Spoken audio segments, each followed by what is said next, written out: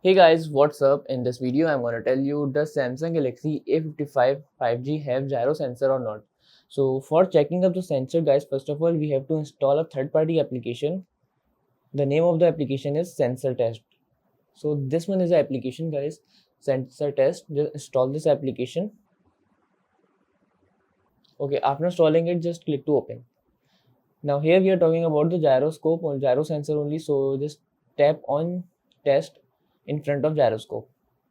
Okay, now you have to tilt your mobile phone to see the gyro test.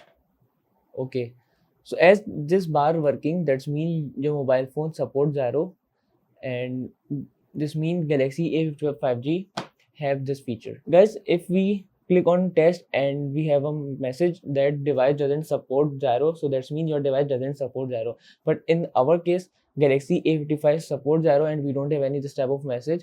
And when we tilt the phone, so the bar is working. That's mean this device support gyro feature. So that's it guys about the video. If this video helped you, kindly like the video and follow us for more tips and tricks. See you guys in next videos. Take care.